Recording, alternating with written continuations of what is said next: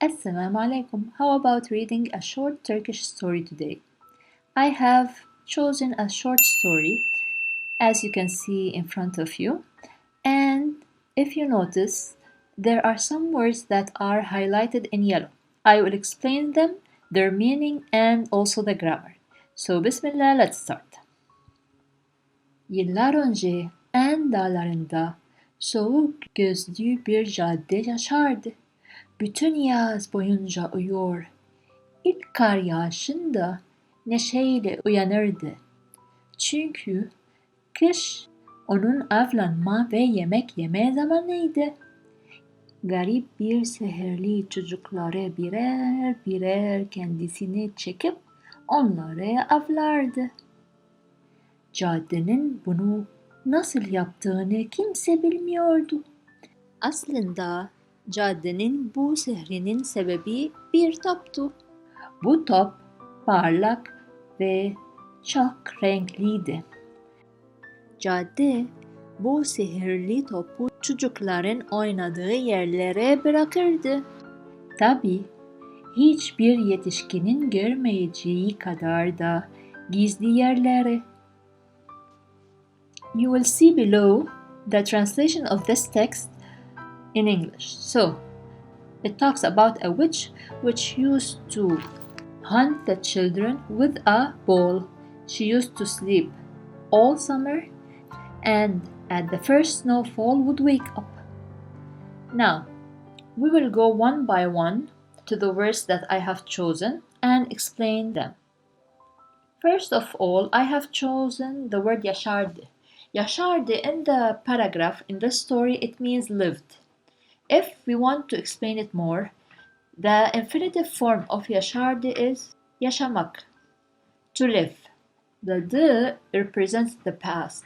So, the in Turkish is the past. So, the is the suffix that we use in Turkish to refer to the past. So, yaşardı means lived in the past. Now, why did we put this R?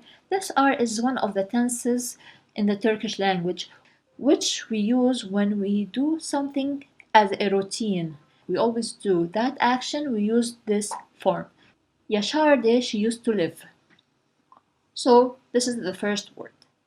Second word, uyanırdı. Uyanırdı would wake up. The infinitive form of this verb is uyanmak, to wake up.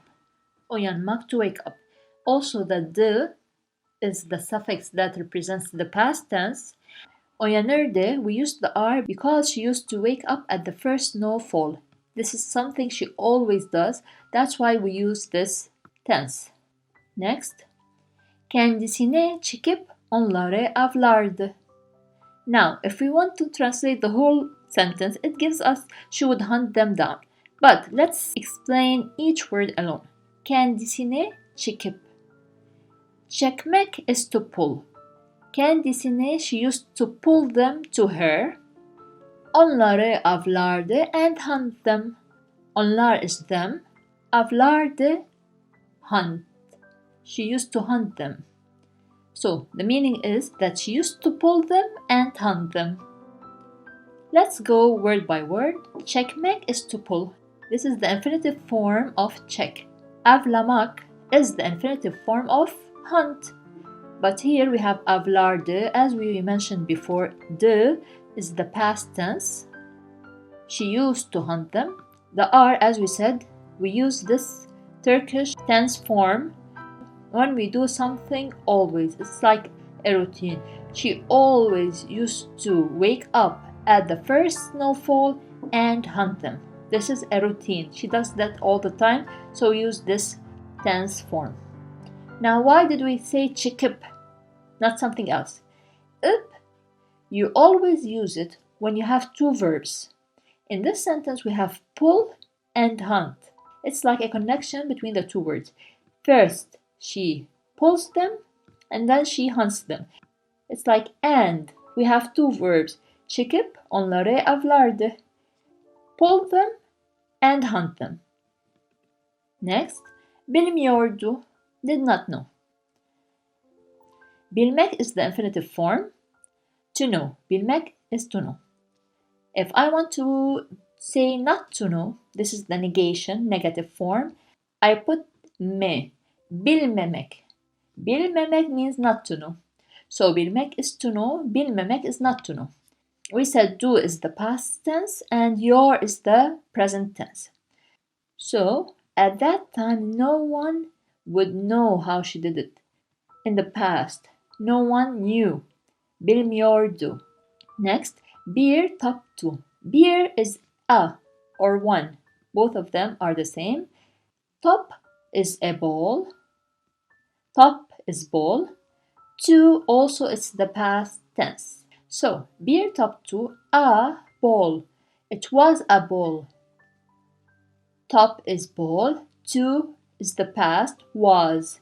And bir is one. Was a ball. How could she hunt the children? Through a ball. It was a ball. Bırakırdı. The infinitive form is bırakmak, to leave.